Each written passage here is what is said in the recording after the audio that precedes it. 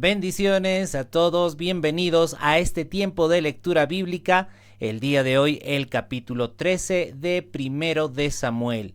Estamos viendo el contexto histórico del pueblo de Israel, el pueblo que estaba siendo guiado a la obediencia a Dios, aunque el pueblo muchas veces era rebelde, pues el profeta Samuel estaba enojado con la decisión que el pueblo había tomado. Recordemos, en los anteriores capítulos habíamos visto que Israel quería seguir a un hombre. El pueblo de Israel quería tener un rey como cualquier otra de las naciones.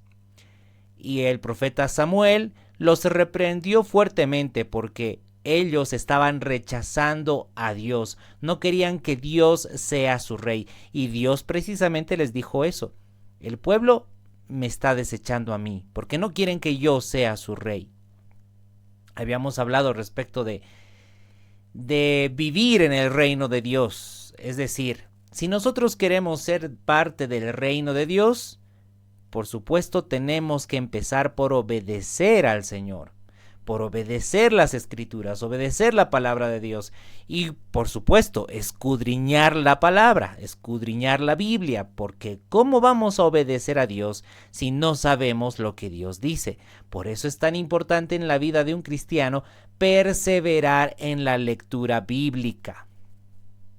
Pues bien, vamos a continuar empezando el capítulo 13 de Primera de Samuel, el primer libro de Samuel.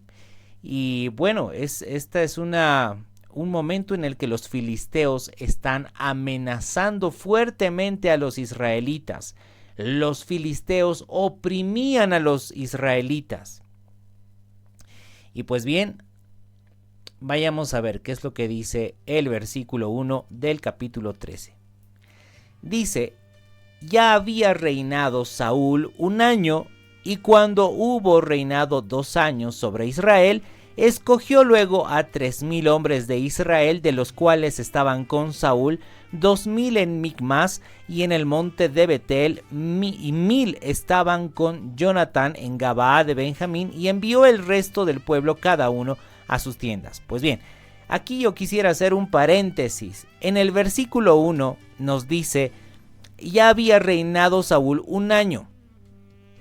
Y bueno, yo quisiera dar a conocer que hay algunas traducciones de la palabra de Dios que dice: ya tenía 30 años Saúl cuando comenzó a reinar en la tierra de Israel. Bueno, lo cierto es que en el original hebreo no trae un número ahí, ¿no? No hay un número ahí. ¿Qué le parece si nos vamos a ir a ver la Biblia Kadosh, que lo traduce más literalmente? Y dice: Saúl tenía, y pone un guión ahí, años de edad cuando comenzó su reino, y reinó en Israel por 2 años. Bueno, esa es la traducción más literal, porque en el hebreo, en el original, pues no lleva un número ahí. Pero han tratado de acomodar según la interpretación en la traducción en determinadas versiones. Pero lo importante es que sabemos que ahí Saúl estaba reinando. Dios había puesto a Saúl como rey. Recordemos, ¿verdad? En los anteriores capítulos habíamos visto que, Samuel se encontró con Saúl, le dijo: tú vas a ser el próximo rey de Israel. Saúl mostró una actitud más bien humilde, ¿sí? Sencillo, era un varón sencillo. Sí, fue una sorpresa para él el hecho de que iba a comenzar a reinar, pero pues Saúl ya estaba reinando, y dice que en un momento dado escogió Saúl 3,000 hombres de Israel, 3,000 guerreros, de los cuales estaban con Saúl 2,000. Estaban repartidos en Micmas y en el monte de Betel. Y 1,000 soldados estaban con Jonatán. Jonatán era hijo de Saúl, ¿sí? Y Jonatán estaba en Gabaa de Benjamín, es decir, un poco más al sur. y envió al resto del pueblo cada uno a sus tiendas. Bueno, ahí se escogió 3,000 guerreros. Y dice el verso 3 que Jonatán, hijo de Saúl, atacó a la guarnición de los filisteos que había en el collado, y lo oyeron los filisteos. E hizo Saúl tocar trompeta por todo el país, diciendo: oigan los hebreos. Y todo Israel oyó que se decía: Saúl ha atacado la guarnición de los filisteos. Y también escucharon que también los israelitas se habían hecho abominables a los filisteos. Es decir, ahí estamos conociendo una parte de Jonatán. Jonatán no era precisamente un hombre temeroso, ¿sí? Jonatán, hijo de Saúl, no era temeroso. Él se atrevió y pues arrancó la batalla antes de todos, ¿no? Estaban ahí nada más reunidos, pero Jonatán pues ya empezó a atacar a los filisteos. Cuando los filisteos escucharon, los filisteos dijeron: Saúl ya ha empezado a atacar. Entonces los filisteos pues ya estaban empezando a armarse más, ¿no? Estaban pues organizándose para una batalla. Tenía toda la pinta de que iba a ser una batalla bastante grande. Y bueno, aquí le adelanto una parte. Resulta que los israelitas no tenían armamento, no tenían armadura. Porque nos dice, y los últimos versículos de este capítulo nos va a decir que los israelitas no tenían armas y que para que puedan afilar sus trillos, azadones para el arado, herramientas, hachas, tenían que ir hasta los filisteos para que los filisteos puedan hacer ese trabajo que les cobraba, por supuesto, que cobraban los filisteos, cobraban a los israelitas. Los filisteos estaban sojuzgando a los israelitas. Entonces los israelitas no tenían armamento. Sin embargo, pues ahí estaban ya como que organizándose para la batalla. Dice, repitamos esta parte, el verso 4. Dice: todo Israel oyó que se decía: Saúl ha atacado a la guarnición de los filisteos, y también oyeron que Israel se había hecho abominable a los filisteos. Y se juntó el pueblo en pos de Saúl en Gilgal. Gilgal es una nación, un pueblo, una ciudad, ¿sí? Que está al norte de la tribu de Benjamín. Dice el verso 5: entonces los filisteos se juntaron para pelear contra Israel. 30,000 carros, 6,000 hombres de a caballo, y pueblo numeroso como la arena que está a la orilla del mar, y subieron y acamparon en Micmas, al oriente de Bet-Aven. Imagínense esa escena. Eran apenas 3,000 soldados israelitas, pero ahí estaba el ejército filisteo. Estaban con 30,000 carros, ¿sí? Es decir, carretas. Y además 6,000 hombres de a caballo. Estamos ahí viendo como, pues como 36,000 guerreros. Y dice, además, el pueblo numeroso, los filisteos, el ejército filisteo, era tan numeroso como la arena que está a la orilla del mar. Y estaban pues a punto de enfrentarse contra los israelitas. ¿Qué va a suceder en ese caso? ¿Qué actitud tomará el pueblo? Vamos a ver, dice el verso 6. Cuando los hombres de Israel vieron que estaban en estrecho, porque el pueblo estaba en aprieto, se escondieron en cuevas, en fosos, en peñascos, en rocas y en cisternas. Y algunos de los hebreos pasaron el Jordán a la tierra de Gad y de Galaad, pero Saúl permanecía en Gilgal y todo el pueblo iba tras él temblando. Estaban temblando, los israelitas estaban de miedo y se metían en cuevas, en fosos, en peñascos, en rocas y en cisternas. A ver, vamos a recordar una batalla, la batalla de Gedeón. Recuerda, ¿contra cuántos estaba peleando Gedeón? Recuerda, 130,000 madianitas. Gedeón tenía que luchar contra 130,000 madianitas. El Señor le dijo a Gedeón: ve solamente con estos 300 hombres. 300 contra 130,000. El Señor les dio la victoria. En este caso, habían 3,000 israelitas contra casi 40,000 filisteos, vamos a poner. Y el pueblo estaba temblando. El pueblo estaba con miedo. Y es que tal vez no han leído las escrituras, no han leído la historia de su propio pueblo, que el Señor podía darles la victoria, aunque sean pocos. Lo cierto es que el pueblo de Israel estaba con miedo, estaban temerosos. Bueno, entonces dice que Saúl, dice el verso 8, Saúl esperó 7 días, conforme al plazo que Samuel había dicho. ¿Sí? Pero Samuel no venía a Gilgal y el pueblo se le desertaba. Es decir, el profeta Samuel le había dicho a Saúl: Saúl, espérame 7 días, el día 7º voy a llegar, vamos a ofrecer los sacrificios al Señor. Y el Señor estará con su pueblo, el Señor peleará por su pueblo. Entonces, habían pasado los 7 días y Samuel no venía. No estaba ahí Samuel. Y los israelitas, los del ejército de Israel, se empezaban a salir, es decir, se iban a esconder, ya no querían pelear. El ejército empezaba a desertar.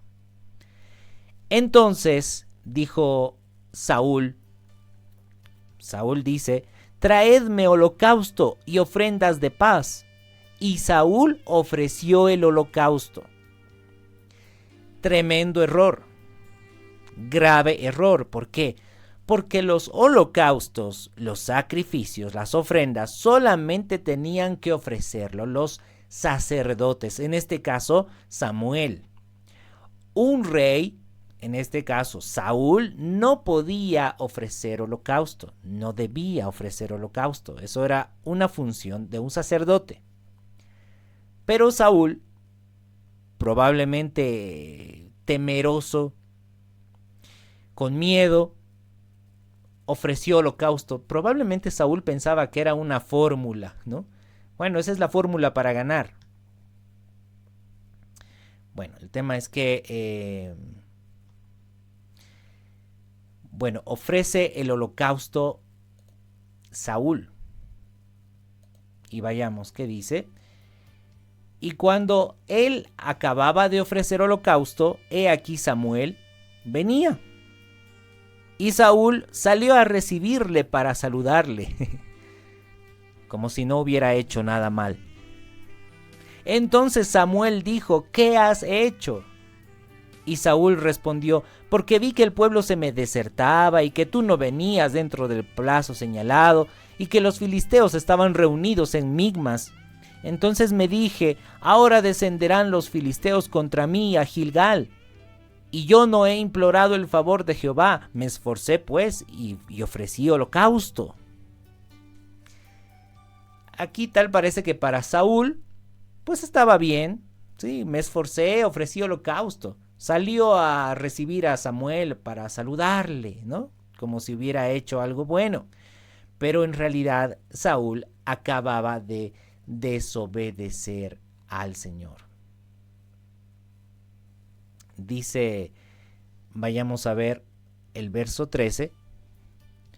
Nos dice: entonces Samuel dijo a Saúl: locamente has hecho, no guardaste el mandamiento de Jehová tu Dios que él te había ordenado, pues ahora hubiera confirmado tu reino sobre Israel para siempre. ¿Cuál debía haber sido la actitud de Saúl? ¿Cuál debió haber sido la actitud de Saúl? Decir, Señor, yo sé que tú puedes vencer a los filisteos, yo sé que tú puedes darnos la victoria, así que yo voy a permanecer en obediencia, no me voy a mover, porque además tus planes y tus propósitos, tú los vas a cumplir conforme a tu soberanía. Bueno, pero entendemos que en ese momento tal vez de debilidad, un momento en el que muchas veces nos encontramos nosotros mismos en situaciones difíciles, sabemos que ahí está el Señor con nosotros, pero tenemos debilidad. Pero lo peor que uno puede hacer es desobedecer al Señor. Cuando empezamos nosotros a desobedecer al Señor, es como si nosotros nos estuviéramos poniendo por encima de Dios, como quisiéramos decirle al Señor, yo voy a hacer a mi manera y todo va a salir bien. Por supuesto que no es así. Pero esa fue la actitud de Saúl. Entonces dice, vayamos aquí, en el verso 13, Samuel le dijo a Saúl, locamente has hecho, no has obedecido al Señor tu Dios, que te había ordenado. Ahora, Jehová hubiera confirmado tu reino sobre Israel para siempre, mas ahora tu reino no será duradero.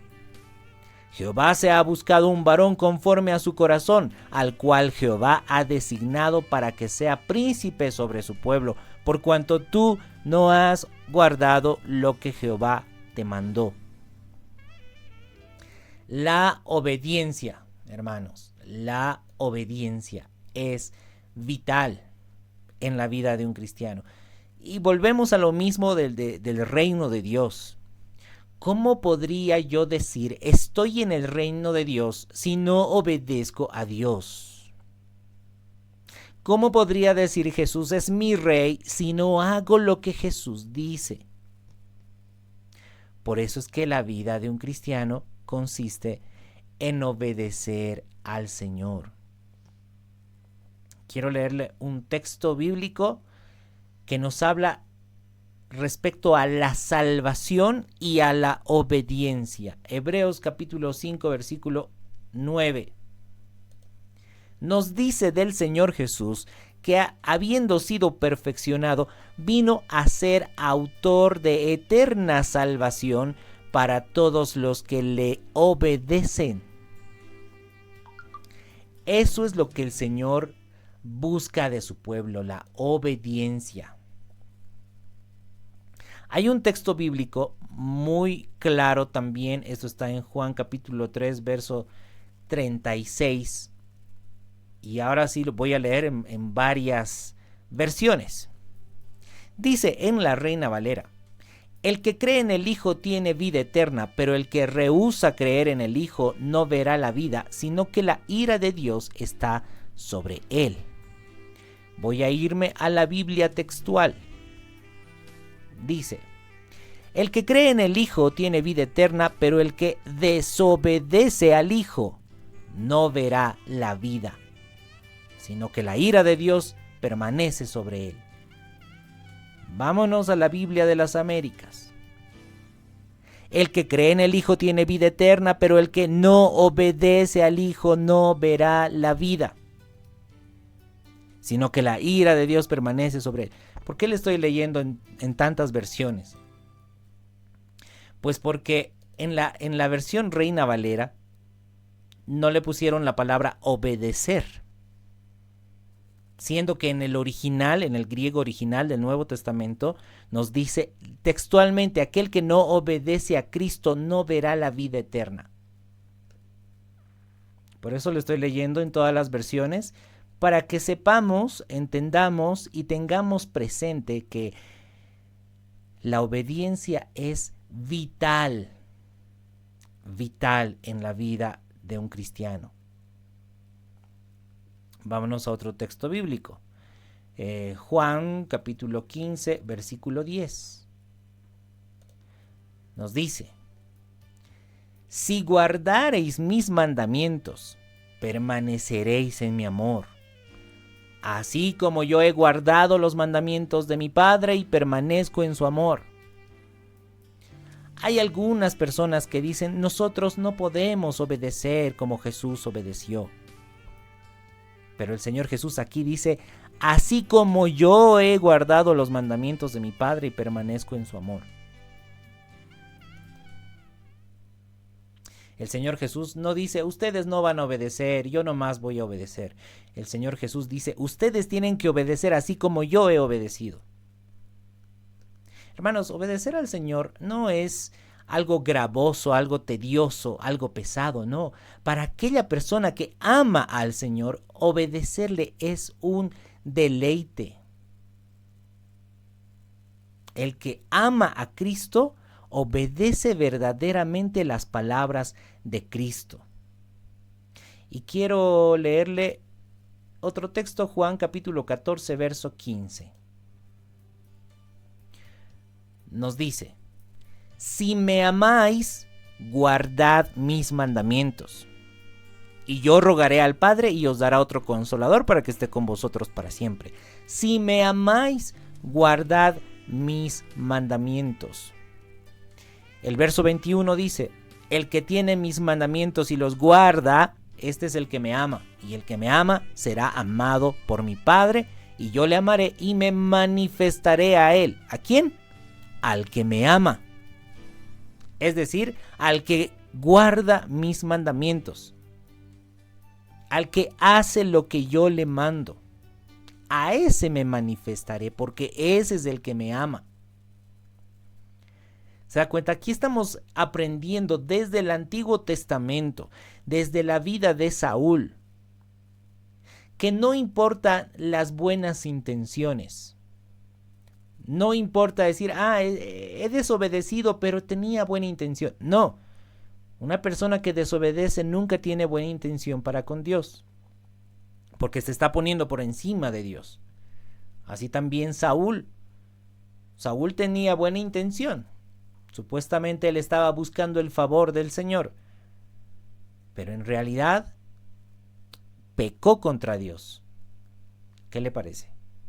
Eso fue algo duro, algo difícil para Saúl, porque el Señor dijo, ya no va más en el reino, yo lo desecho, porque no ha obedecido a mi voz.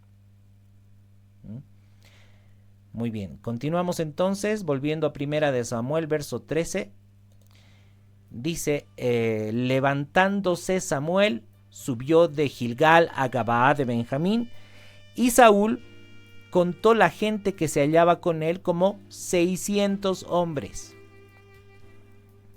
Ya habían desertado tantas personas, ¿sí? Recuerda que había seleccionado 3,000, pues ahora nada más quedaba 600 hombres para pelear contra más de 30,000 filisteos. Dice el verso 16. Saúl pues y Jonatán su hijo y el pueblo que con ellos se hallaba se quedaron en Gabaa de Benjamín, pero los filisteos habían acampado en Micmas. Y salieron merodeadores del campamento de los filisteos en 3 escuadrones. Un escuadrón marchaba por el camino de Ofra hacia la tierra de Sual, es decir, por el norte.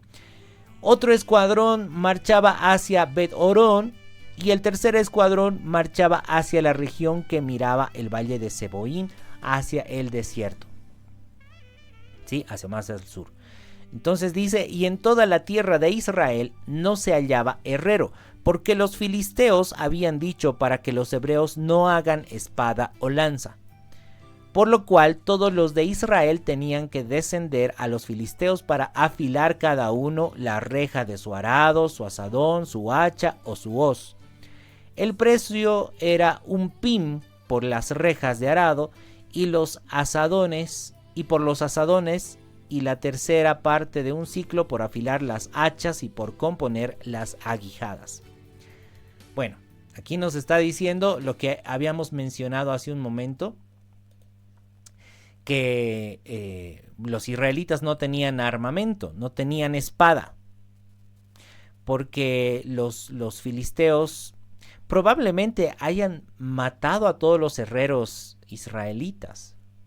Bueno, de alguna forma no habían herreros en Israel. Y el precio, dice, para afilar, dice, el precio era 1 pin por las rejas de arado y por los azadones.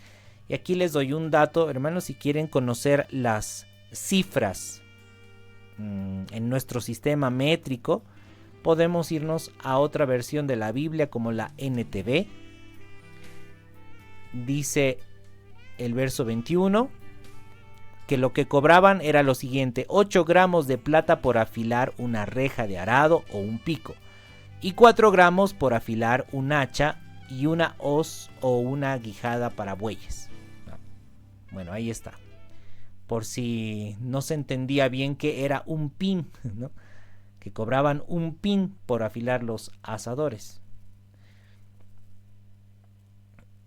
Bien, entonces continuamos. Dice el verso 22. Así aconteció que en el día de la batalla no se halló espada ni lanza en mano de ninguno del pueblo que estaba con Saúl y con Jonathan, excepto Saúl y Jonathan su hijo, que sí las tenían. Y la guarnición de los filisteos avanzó hasta el paso de Micmas. Bueno, eran los únicos que tenían espada, Saúl y Jonathan. Bueno, ya estaban Saúl y Jonathan con el ejército de Israel, que eran 600. Porque como 2400 guerreros israelitas se fueron de miedo a esconderse en las cuevas, en los pozos, en las cisternas, entre las rocas, porque tenían miedo. Ahí estamos viendo que la fe en el pueblo de Israel no estaba fortalecida, eran débiles en la fe. Si hubieran sido fuertes en la fe, hubieran dicho: el Señor puede vencer con pocos o con muchos. Hubieran sido valientes, no confiando en su propia fuerza, sino confiando en el resguardo del Señor, en el poder de Dios.